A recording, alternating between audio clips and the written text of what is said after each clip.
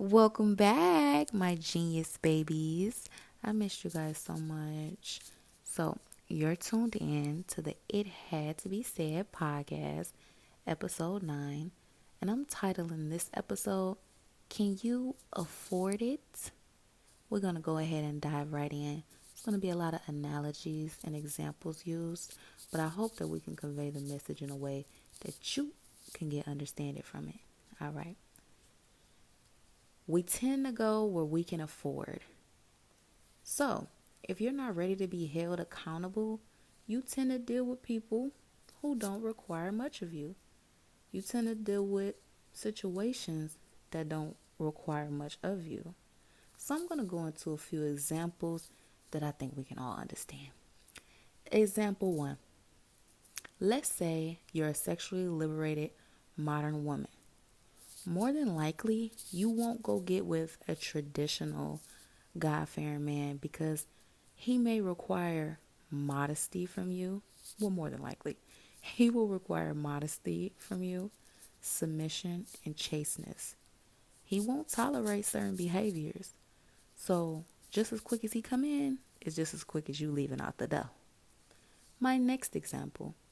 You're a man, you running the streets, and you having your way with any woman you choose. Okay? Now you may like the girl who is in school. She a homebody. She protecting her energy and she making her money. But deep down inside, you know she requires you to be honest with her. You know that she needs protection, respect, and more than likely she wants you to be at home in the crib sleep at 3 a.m. Not in the streets with God knows who doing God knows what. Okay? So, in both these scenarios, the price of access would be your current lifestyle. And let's be real.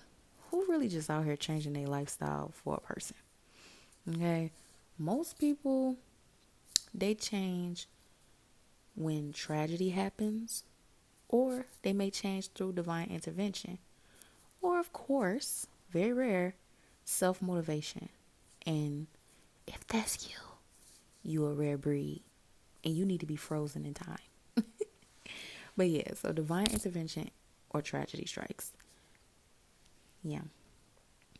So my last example, and this example is not pertaining to relationships. Let's say there's a person who is selfish. They're all about me, me, me, me, me, my, my money, my time, what I want, when I want it. That person more than likely won't pursue a job position that requires for you to put other people before yourself. So that person, they won't sign up to be a manager. I mean, of course, unless you're a control freak. That person will prefer to be a worker because they can give up at any time without the responsibility of others on their conscience. Now that same person, they may be a self-contractor. For example, a hairdresser, a delivery driver, maybe even a construction worker. But when it comes to being a boss of other people, they might not get that far in their entrepreneurial endeavors that requires other people, that require leadership and guidance from them. Mainly because they only look out for themselves and not the betterment of the team. Okay. So those are my 3 examples of like counting the cost and we go where we can afford. As you guys know, if you didn't know by now, on this channel, on this podcast, we're about positive growth. Okay? Wisdom, knowledge, discernment, peace, patience, emotional intelligence, as well as healing. Like, we are in a great awakening right now. We are in a great awakening. If you're here, you definitely understand that. So, pretty much, we want the fruits of the Spirit, as well as the physical manifestation of those things to reflect in our lifestyle. Okay? We want to be able to use the wisdom. We want to be able to get knowledge turn it into wisdom, and apply that in our lives so that we end up living the lives that we deserve. Okay? So, what I want to convey in this message is count the cost for anything you desire in this lifetime. Anything you want. Count the cost. And I'm bringing out scripture today, baby. Let me bring out some scripture on y'all head. Some scripture. This is Luke 14, verse 28, the English Standard Version.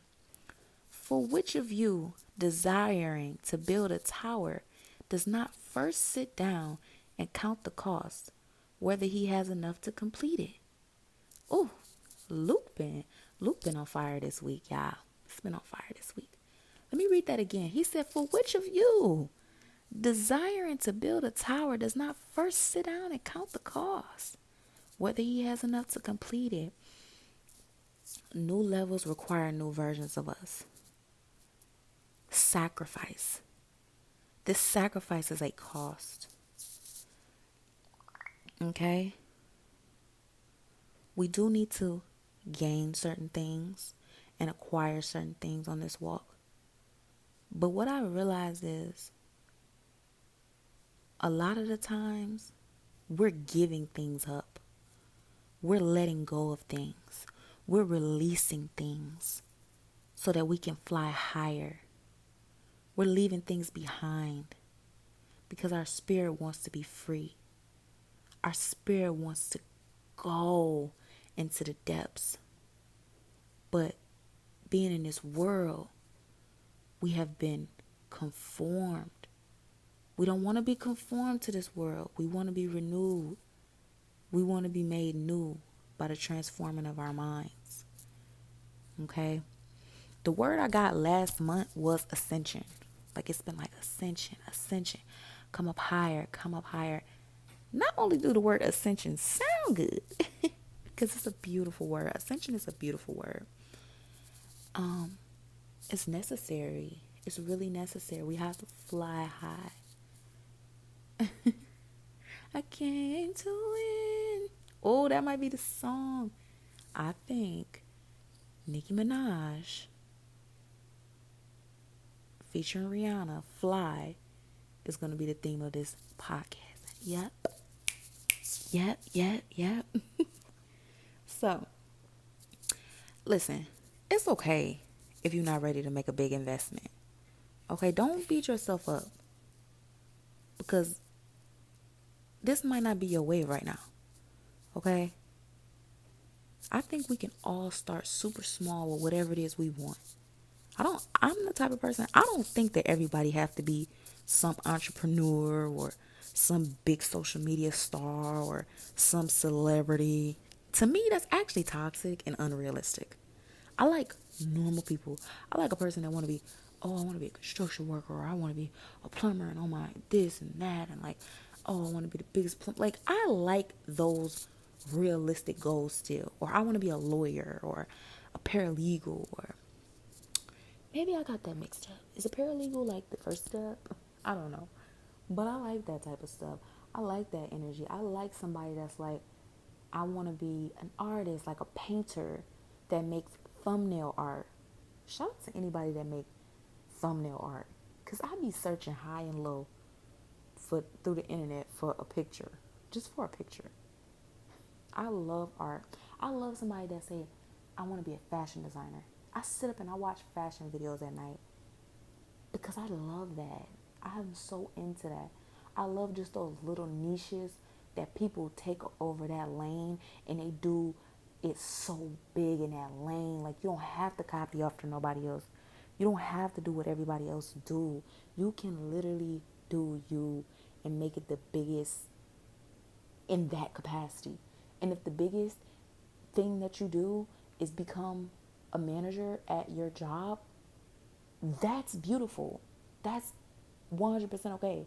If you make $60,000 a year and you're happy with that and you live off that and you do good with that, then literally aim for that. I don't care. Aim for that. Like, you know what I mean? Make sure you have a little nest egg that you investing in, and do that. You want to be the best HR person out here? Do that. I love that.